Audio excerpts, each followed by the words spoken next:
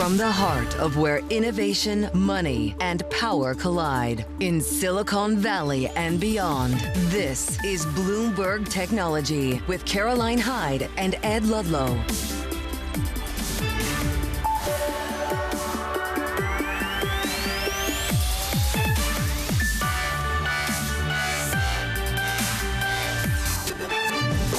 Live from New York and San Francisco, this is Bloomberg Technology. Coming up, ServiceNow jumps as earnings results show resilience. Our conversation with the company's CEO. Plus, Alphabet earnings looking to set the tone for mega-cap tech later today. And Tesla's sales, they slump in Europe again as it's overtaken by VW as Europe's top EV seller. More on that this hour, but first, we check in on the markets. And it is hope that we might get some sort of reprieve from the Federal Reserve. Maybe rates could move as soon as June. It's being hinted at by some key people. The Cleveland president, for example. We're up 1.8%. Big tech manages to rally again. This is the third straight day of gains on the NASDAQ 100. We've added $1 trillion in market capitalization to that benchmark in those 3 days. But I'm looking at Bitcoin. Once again, the disconnect happening in terms of stocks. We move in a different direction. Bitcoin may be a bit of profit taking as we hit 93,000. Ed, what have you got? Yeah, it's the companies that have reported earnings already. I think a lot of people were surprised by the strength of Texas Instruments, resilient demand. These are the analog chips that go into everything, more basic chips, and they seem to do well. Later in the hour, Bloomberg's Ian King will break it down for us. Then there's IBM and ServiceNow, two CEOs that you spoke to and will hear from. ServiceNow, resilience of demand, winning government contracts. By contrast, IBM losing government contracts, strong profit numbers, but people are worried about how they're interpreting the economy going forward. Again, we'll hear from both those CEOs in your conversations. Then there's what's to come. Alphabet, parent of Google, is after the bell. And at the same time, there's the news flow out of the DOJ antitrust remedies trial, pushing higher, 1.6%. But this evening, Alphabet sets the tone, as we just said, for mega caps to come. And we have a lot of questions about the Mag 7. We do. We're anticipating results of 12% increase in revenue, but the tone is going to really dictate big tech earnings more broadly. You've got so many risks, Ed. Rising tariffs, antitrust heat that you just referenced, AI uncertainty. Ryan Verstelig has been writing about all of it. And the stock, it's already been slammed so far this year. How anxious are investors? Hey, thanks for having me. I think there is so much uncertainty surrounding Alphabet, a lot more than even some of the other Mag 7 names. It's true that Alphabet has less direct exposure to tariffs, but there is still a lot of concern about the regulatory picture, about the risk of competition within AI. All this stuff has been really impacting the stock this year. That has some people saying that it looks like an attractive bargain here, but at the same time, the number of sort of existential concerns. Is there going to be a breakup? Is it going to lose its really dominant position with its biggest market, with its internet search? All these questions really have people wondering, how are they going to fare this quarter? What are they going to say about the economic backdrop and outlook? It's really going to be meaningful for, I think, the broader big tech space. Bloomberg's Ryan Verstelig, thank you very much. Let's turn to IBM. The company beat first quarter expectations with $14.5 billion in revenue, boosted by strong software sales. But shares falling today as the company warned of delayed contracts due to economic uncertainty. IBM CEO Arvind Krishna spoke to Caroline and said, quote, "It's a dynamic environment where things are changing. We want to stay focused on the business, and there's still a lot of business to be had. People are going to remain invested in tech." Anurag Rana of Bloomberg Intelligence joins us with his analysis. And I think about Big Blue, right, the shift to software and consultancy. There's what they said, and then there's whether what they said is reflected in the forecast. Does IBM really understand how the economy is changing right now, Anurag? See, to be very frank, I was surprised that the stock's down because, if you look at it, their consulting business is extremely susceptible to downgrades or deceleration. And it was okay. And they held up guidance. But it seems to me that maybe going into the quarter, investors were looking for maybe better commentary around software spending. Software did decelerate, which is what at least I was expecting. But one of the comments I think that got my attention was that the company's guidance does not take into account any material deterioration in economic climate or spending climate. And I think that's probably what's causing a little bit of hiccup because, we all know that if the tariff talks don't, hold true, then some of these spendings will hit really hard break. That has an impact on second half growth, not just for IBM, but the entire services and the software sector. Anurag Rana, Bloomberg Intelligence, the deep dive on IBM. We thank you. Let's go broader with earnings and the tech market volatility more broadly. Anna Rathman's with us, CBIZ Investment Advisory Services Global Market Strategist previously, and joining us as an investment strategist. Anna, I'm really interested as to what we glean from, say, Arvind over at IBM. He's saying, look, he puts a low probability on negative global GDP, and he's trying to say his business is resilient to any macro headwinds here, more broadly. But he's also telling us, look, I'm worried about the implication of the sentiment against American businesses. How are you hearing that during this earnings season? Yeah, I think there is a lot of uncertainty still. The tariff talk is actually causing a lot more damage in terms of relationships. And I think that's going to be the longer term uncertainty is even if we arrive at some kind of a tariff situation where everyone agrees, what happens to all of those negative feelings in terms of being able to trust each other and to be able to do business together? I think this is going to be a longer term damage, to be honest with you.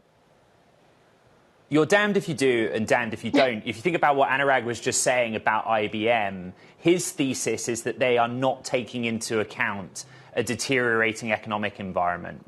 Mm-hmm. But say they had cut guidance, then what would you do? What is it that you think the investor wants to hear from the company right now? A cut or adjustment to guidance, or just hold until you got more information?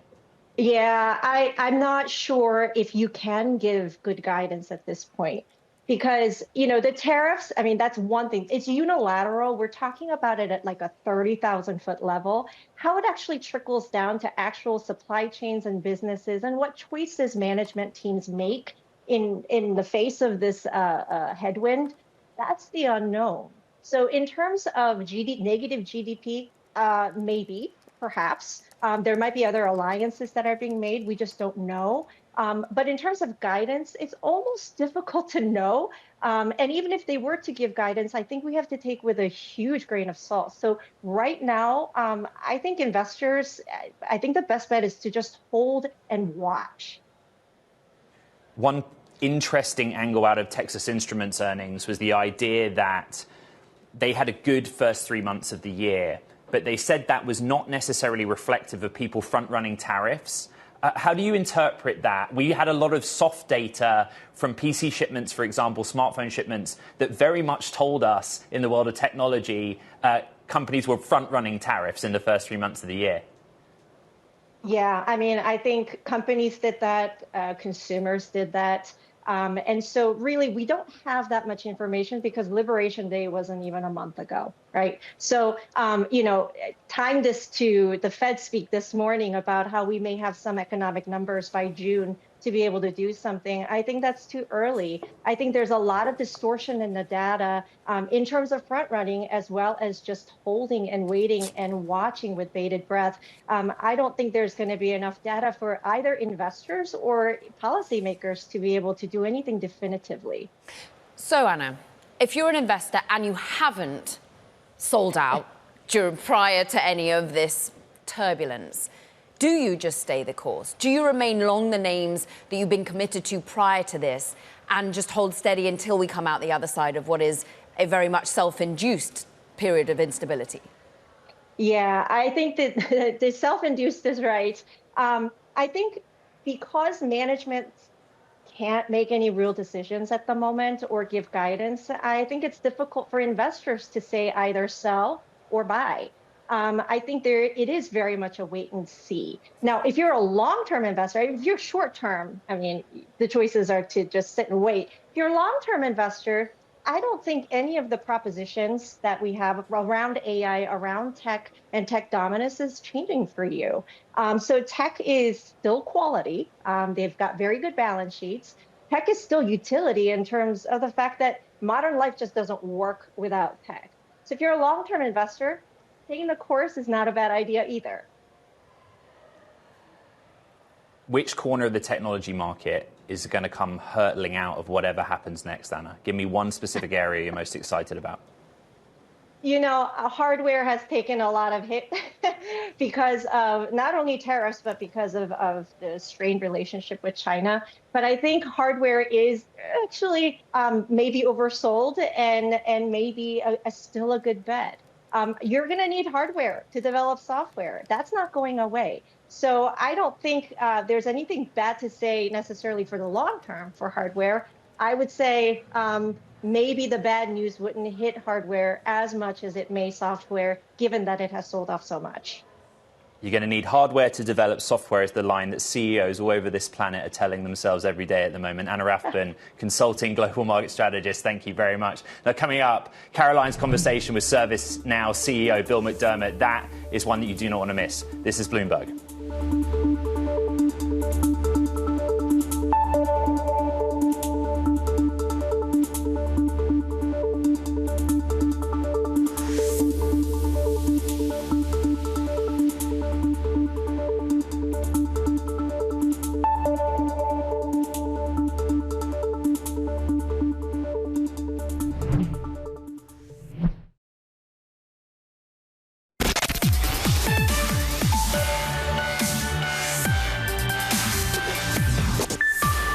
ServiceNow shares surging. Best day since 2013 after earnings showed that the software demand looks pretty resilient despite the economic threat of tariffs and the government's cost-cutting efforts. I spoke with the CEO, Bill McDermott, about his pretty rosy outlook. Why we're so well positioned for this moment is companies today, let's take the auto industry as an example. Tariffs are on the table and that industry is affected. So these companies have to think about the marketplace very, very differently. They have to reorient their supply chains in real time, and only AI can do that. And you say, well, why did I have to do that?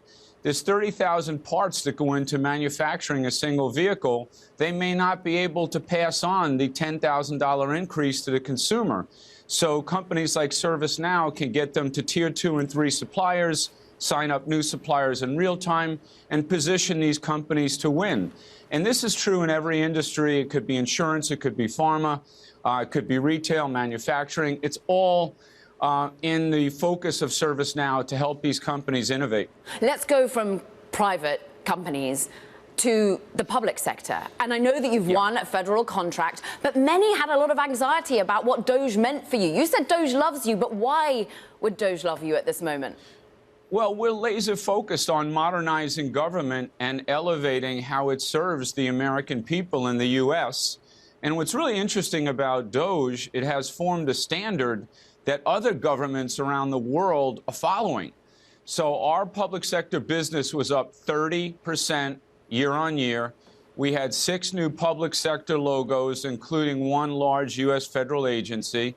We have 11 federal deals greater than $1 million, and 2 of them were greater than $5 million. And this is net new software sales. So this is kind of a big moment because we are the only software platform I'm personally aware of that can take out billions in cost in government around the world. And certainly the United States is looking at that very closely, and we're excited. I mean, have you spoken to Elon about the work that he's doing? How did you make sure that you were protected in this moment to be able to bring the transformation, bring the efficiency? Well, you have to remember the agencies are run by amazing public servants and great leaders. And DOGE is doing the right thing. They obviously want to make good for the American people so the taxpayers get their benefits.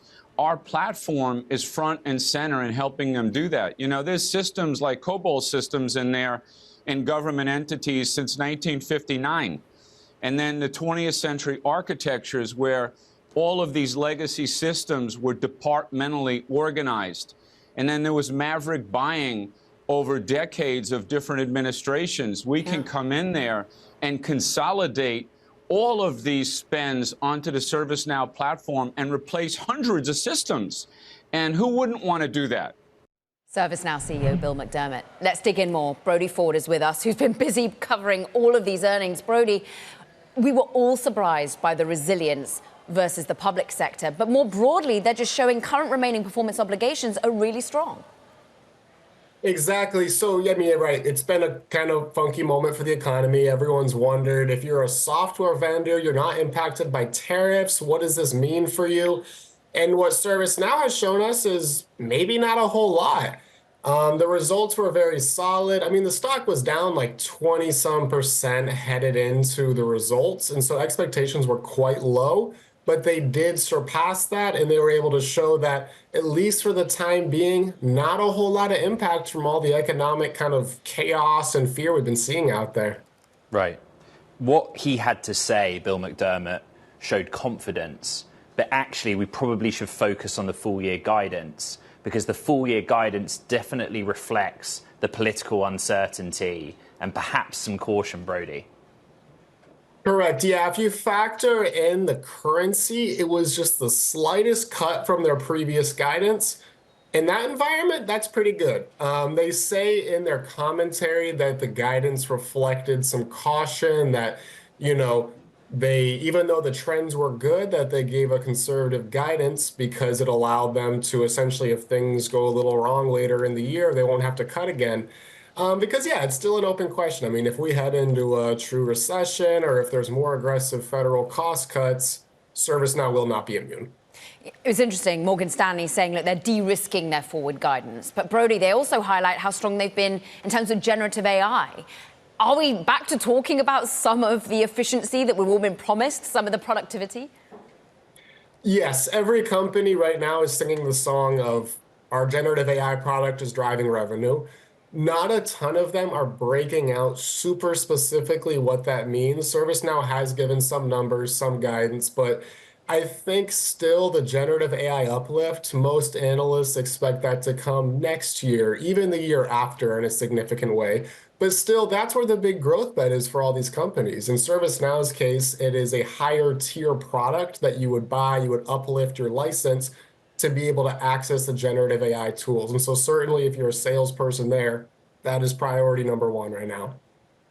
Bloomberg's Brody Ford, terrific reporting. Thank you very much. Now, coming up, Alphabet's cloud unit is expected to show growth off the back of the company's AI push. We'll discuss what's expected from the Google parent's earnings. This is what financial markets look like right now in the context of technology. So at the index level, NASDAQ 100, the vast majority of names are in the green. It is the mega caps that are pushing us higher, though it's interesting that this is kind of broad-based all corners of the tech market. You have software names, hardware names, social media names as well, continuing to push higher. There is some reverberation of feel-good, I would say, from those names that we just covered the earnings of. Bitcoin is foot off the gas a little bit in the moment. $93,200 per token, but we're 4 days into a week where we talked about Bitcoin every day having some momentum, behaving like gold. There's a lot more to come in this hour. This is Bloomberg Technology.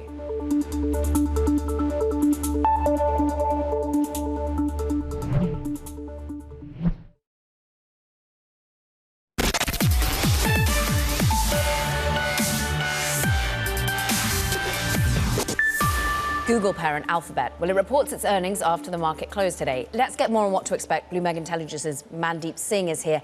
There is a whole host of headaches for Alphabet right now, but revenue is still set to grow by 12%.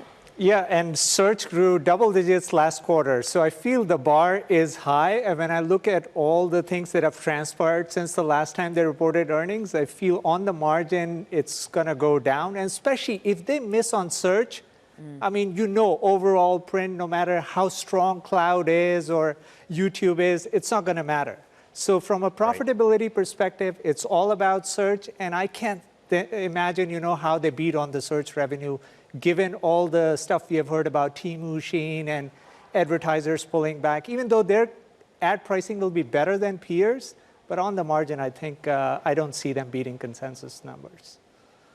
You know what's interesting, Mandeep? I've spoken to several CEOs in the supply chain for data center, right? And they're so confident that capital expenditures will continue to rise on a multi-year horizon. Google told us a number. How important is it or not that Google specifically sticks with that spending plan for the rest of the Mag 7 names that are to come? Absolutely. I think it's table stakes for someone like Google, and they don't have a choice but to invest in their Gemini model because of the threat from ChatGPT and all the LLM search vendors. So right now, what's insulating them is none of these guys have an ad platform. They're monetizing the engagement through subscriptions, but there is no doubt that they are taking volume of the searches. And so from that perspective, Google will see the impact in their volume. It's just, if you're an online business, you have no way out but to spend your money on Google. And even in a recessionary environment, what we have seen is Google is the most insulated. That will remain the case when it comes to the ad spend, at least for now. At least for now. Yeah. At the moment, there's a whole host of antitrust issues. Yeah. And I'm interested as to whether you think we'll hear a lot of analyst calls and requests to know more about that, how they preserve the business model in the face of it. Oh, absolutely. The Chrome one is huge. I mean, I think what they're going to do is, with the Wiz acquisition, really deploy AI inside Chrome. So losing Chrome would be just catastrophic, for Google. So from that perspective, that case is huge. I mean, they may have to do some remedies. They've already talked about keeping the cookies and all that. But at the end of the day, Chrome is how they have the distribution when it comes to their Gemini 2.5 model, which is getting rave reviews. So in the end, it comes down to having distribution, and Google has that with Chrome, as well as their Android ecosystem. But Chrome is very important to cut it across the iOS and all the other devices. The DuckDuckGo CEO testified in that case, and he put a $50 billion or more value on Chrome, which I found fascinating. Same question I've asked you every year since I've lived in America. Does the stock reflect the antitrust risk that you continue to talk about?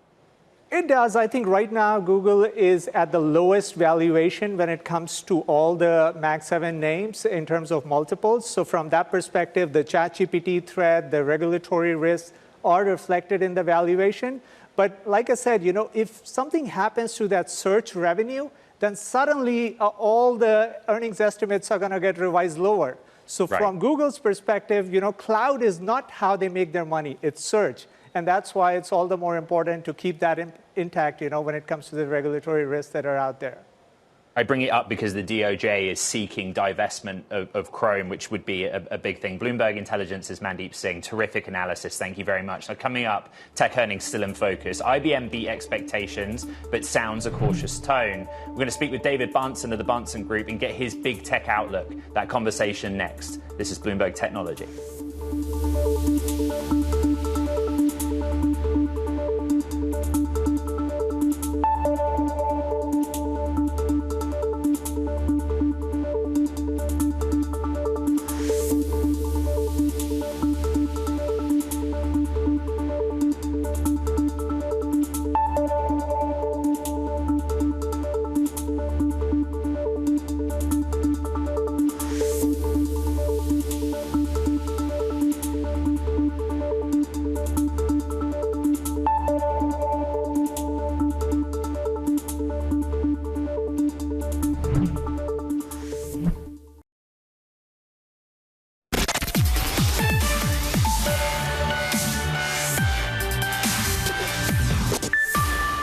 Welcome back to Bloomberg Technology. I'm Caroline Hyde in New York.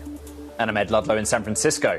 Let's get a check on these markets, Ed, because we are once again in rebound mode. We're up for a third straight day on the Nasdaq 100, 1.9%. Let's call it a macro picture. We're getting a few more dovish tones coming from those Fed presidents today. Could we see a move as the macro faces headwind after headwind amid the tariff anxiety? We're currently at 1.8% as big tech really leads the charge. Drill in, and I want to shine a light on chip stocks. You've talked about Texas Instruments so well, but the SOX is having a wonderful day, having its best day, the overall semiconductor index. Well, we're seeing every single company in the green. Notably, we're looking ahead to earnings of Intel. Is there going to be a pull forward on Intel numbers in terms of the amount of PCs that we wanted to see in terms of inventory, trying to get ahead of tariffs? But we're likely to see overall revenue on the downside. Texas Instruments really smashed it, though, Ed.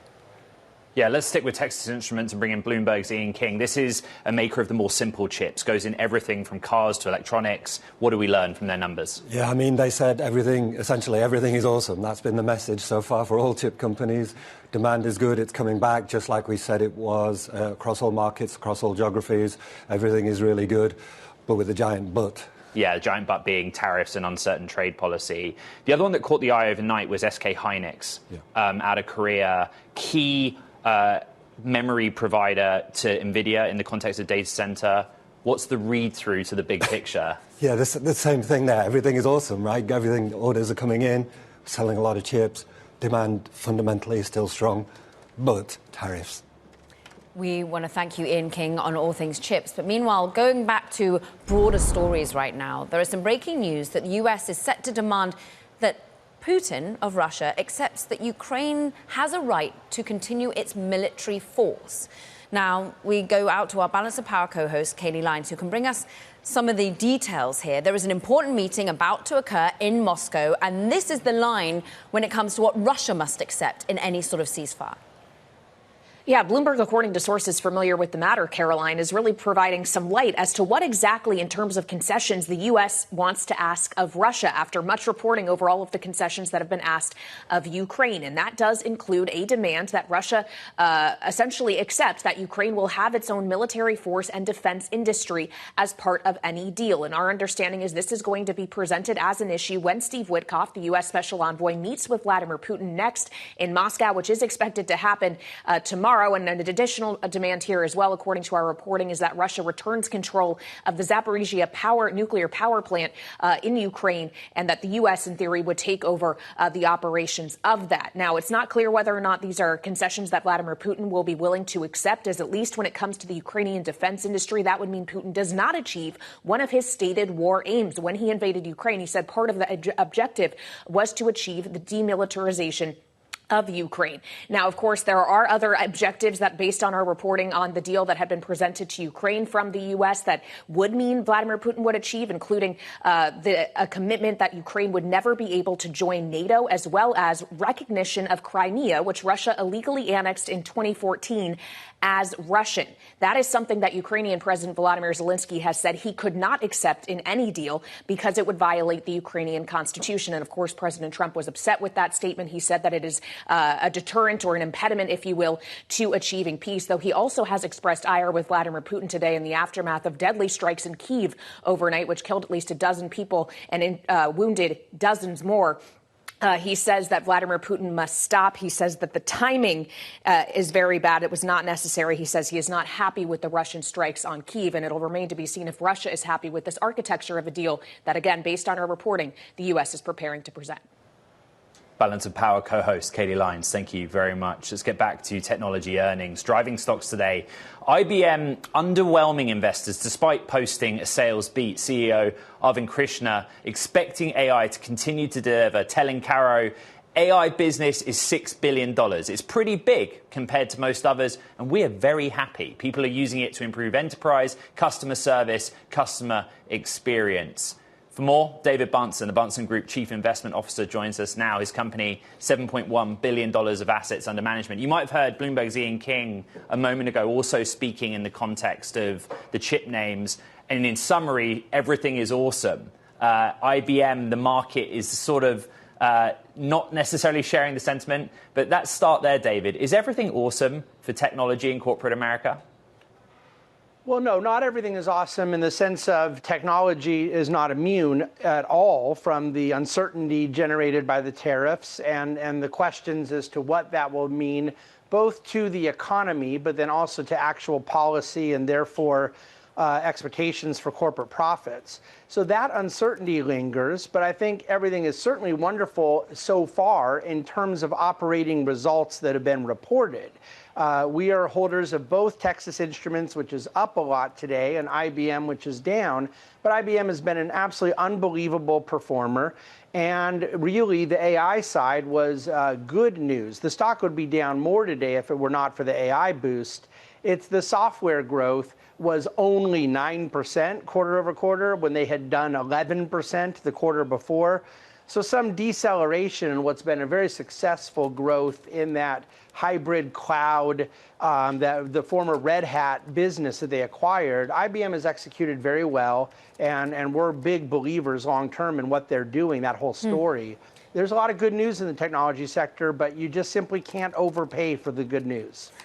David, what's so interesting is, yes, maybe there's some profit taking given the run up in IBM and its resiliency amid the tariff uncertainty. But Arvind Krishna said, look, demand signals are still unchanged. Is that likely to remain the case? How much are we already basically paying for inventory pulled forward by Texas Instruments and a resiliency to consultancy that might not withstand what could be a real slowdown in the economy? Well, there is a very big difference in the answer to that from Texas Instruments to IBM to other companies that are part of this AI CapEx story, like let's say in NVIDIA. Nobody's going to be immune if there's a system-wide demand slowdown and a recession that lasts more than a few minutes.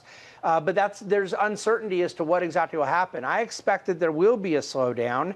And again, we don't own any company for the sake of one quarter of results. So I think you could very well see a slowdown that impacts fundamentals short term. The question is who has the resilience, who has the balance sheet, who has the business model to most execute through that. I have no doubt Texas Instruments and IBM belong at the top of those lists.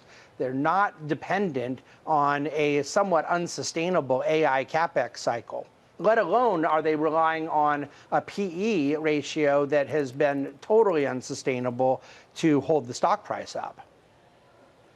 Okay, who is at the top of that list for you in the weeks to come? Well, and NVIDIA, I should go easy on them because they've obviously had a tough time through this. But I think when NVIDIA was $150, trading 80 times forward earnings, now down here into the lower hundreds, it's certainly cheaper. But it's very much tethered to a big story around AI CapEx and suffers from law of large numbers. Just when you get to that 3 trillion market cap, it's very difficult for people to realize that a 20% gain, which is not really what their shareholders want. They want something more than that. But the math of that requires it to add like almost $1 trillion of market capitalization. So it's just very difficult to make money out of those valuations. So NVIDIA is a good example there.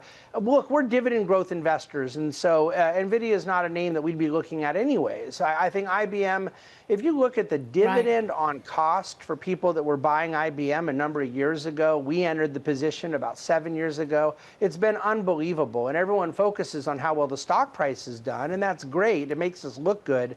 But for me, it's a cash-on-cash story. Their dividend growth has been remarkable. David, what about buybacks as well? Sorry to jump in there, but many are expecting companies are going to make the most of their capital haul right now. Well, I think that stock buybacks to us are at best supplemental. Most technology companies don't use it as real capital return. They use it as executive compensation. To the degree you're at least buying back the shares that you issued because of stock options and executive comp, I think that that's a very good thing. As a capital return strategy, we prefer it be second tier, not first, and IBM's a good example. David Bunsen of the Bunsen Group, thank you very much. I want to get to a story I broke yesterday with Bloomberg's Gillian Tan. Elon Musk's Neuralink is planning to raise around $500 million at a pre-money valuation of $8.5 billion. That's according to sources. The brain implant company in clinical trials for its chip that allows patients to control computers with their brains, and a big jump in valuation it was too. Now coming up, Ali Partovi, an early investor in names like Facebook and Cusa, joins us to talk about finding and cultivating tech leaders. That's next. This is Bloomberg Technology.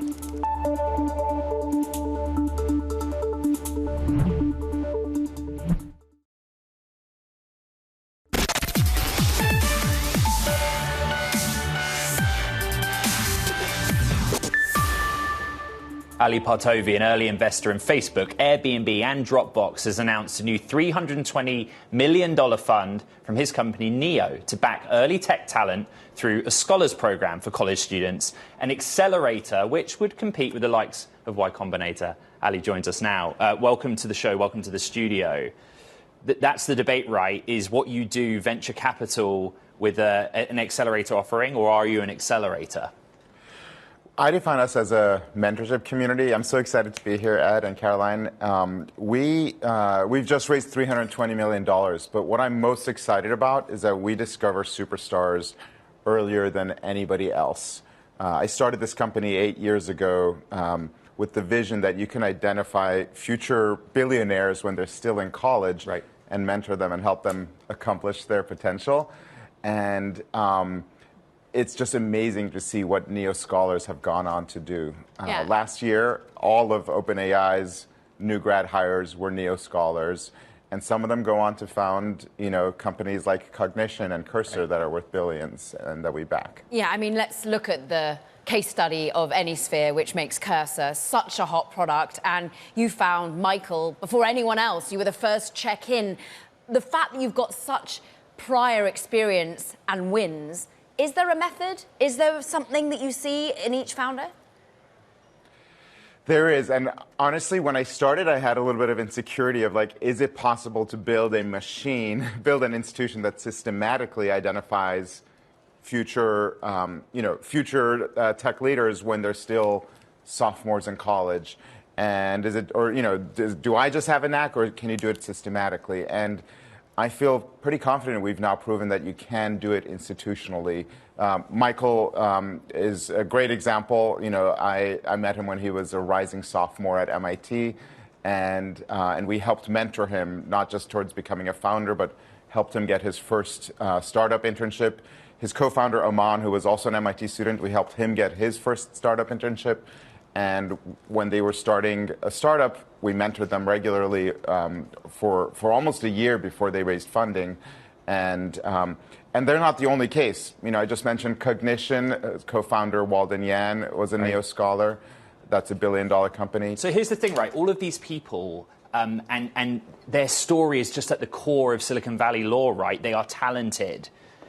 Where we are today is a discussion around how you do not need to be a computer scientist. You don't even need to learn to code anymore. What is the talent that you actually need to identify? Is it like a business acumen more than anything? It's a really interesting question, Ed. And it's funny because I remember when I was starting Neo, one of the top VCs in Silicon Valley said to me, you're focusing on computer science. Is that really necessary? Is that right? Maybe that doesn't make sense. And I was like, you know what? I'm focusing on computer science, and the names I just mentioned are all computer science students. I think computer science, it teaches you how to think. You're probably correct that you may not need to know how to code, but your question, I would say, would you want people to know how to write? Because writing can also be done by AI, but writing teaches you how to think, From the heart.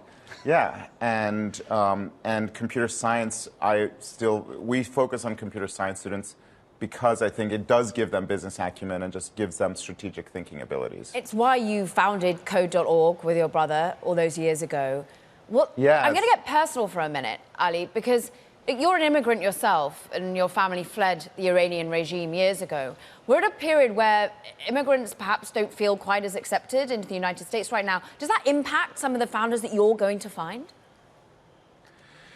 Honestly, I think there's an emerging question, and I'm still trying to figure out, both how I feel and where we're going to end up. I still believe today the United States is the best haven for smart people who want to build something out of their careers, and even immigrants. And by the way, I was not only an immigrant, I was deported when I was very young. That's and right. Managed to come back. So I definitely understand the fear, and there's some really terrible things about the U.S. immigration system. But I still think that in terms of the opportunity the U.S. offers, it's better than any other place on earth. And I'd like to think that our immigration system will eventually get to where it makes more sense as well. Ali, we're short on time, but I want to just end by asking you, what is the distinction or advantage you have against a Y Combinator or against what Jason Calacanis is doing, for example? I'd say there's a lot of incredible legacy programs from the past decades that inspired us and on whose shoulders we've built, whose focus has been backing first-time founders or identifying college students and convincing them to start companies. And we today are the best of these programs. We discover superstars earlier than anybody else. And if you look at the top AI companies, Cursor right now is basically the top of that list. Right. And it was started by somebody who was a Neo scholar when he was a college student, and we were their first investor. Ali Partovi, CEO of Neo, thank you for joining us. Really appreciate your time. Now, some news out of China. Chinese EV maker Neo is preparing to launch lower-priced models in Europe as it expands beyond Asia. Yesterday, CEO William Li spoke with Bloomberg about recent changes to Neo's expansion strategy. In the next 3 years, our focus will undoubtedly remain on the Chinese market, as China is the world's largest and fastest growing market for smart electric vehicles, which is also the most competitive. As a company founded in China, we must secure a sufficient market share in our home market and achieve sustainable operations. This year, we have launched 9 new products. Our chips, for example, can increase our gross margin by 4 to 5%. Additionally, we are making significant efforts in managing sales expenses and enhancing the efficiency of R&D costs. Therefore, we are very confident in achieving profitability in the fourth quarter of this year. So I know your new brand, Firefly, you're going to be concentrating on Singapore and other markets, including Europe, UK. How are you going to change the model there? Because you did go into 5 fairly expensive, largely Nordic countries in Europe, and you said you underestimated the cost structure there. So how are you going to change that cost structure at a time when there are tariffs as well? Firstly, the tariffs will indeed impact our overall business plan. However, on the other hand, our new model Firefly is designed specifically for small car users. From a product perspective, it's very suitable for markets including Europe. The global market for small cars is approximately 20 million units. We will change our ways of cooperation. In the past few years, we have operated directly in 5 European countries. However, we will now collaborate more with local partners. We will have one partner in each country for long-term cooperation, leveraging their capabilities to expand our presence. How are you going to stand out in the domestic market? You're doing the battery swapping technology with the Firefly. Are you in active discussions with partners? I know you have talks with CATL, but others. Who are going to be those who will help shoulder the immense costs of spreading across all the provinces in China? We have invested in 3,275 battery swap stations in China for the past few years. This year, we have an even more ambitious plan. We aim to build battery swap stations in every county across the 27 provincial-level administrative regions in China. That means adding at least 1,000 more battery swap stations this year. This will certainly be a significant capital expenditure. First, we changed our approach this year by working with local partners in China, which will handle the construction of the stations. We have built partnership with more than a dozen companies. We will then rent the battery swap stations from them, which can help reduce our capital expenditure. That was Neo CEO William Li. European car sales rebounded in March, with electric vehicle deliveries in particular surging 24% in the region. But that did not extend to Tesla, which saw new registrations fall 28% in Europe last month. I want to bring in Kristen Hull, head of Near Impact Capital, that holds some Tesla shares. You sold out of client funds 2 years ago, but you retain Tesla shares for the purposes of voting and vocalizing your thoughts. Your thesis on the stock, you are not bullish here. No, we are not. No. And it's interesting because we have seen shares drop 33% so far this year, and yet there's a rally now, even though we're seeing, I believe that they are short on earnings 34%. Let's just disentangle some of the pushes and pulls, Kristen, because many would say, oh, it's been production halts or it's been a stale lineup. But how much are you measuring what seems to be a brand damage story that's particularly happened in Europe? Well, thank you, Caroline. And we have to look at everything here with this company because it's quite exceptional. There's a dream of automobiles, and yet we're seeing 20% drop in sales on the automobiles at Tesla. And what isn't coming up in the earnings reports that is important to investors is what is happening both to the brand, the damage there. We've seen sales dropping in their major markets in both California and Europe. And with the alignment of the CEO with the current administration, that doesn't bode well for a brand moving forward. We're also... No, I just want to jump into this point. And, I'll also be honest with the audience. I don't hold any Tesla shares, nor any shares of any company, but I do drive a Tesla. I have a Powerwall at home. The technology is fantastic. But many would say, we welcome Elon Musk being a participant in the government and Doge.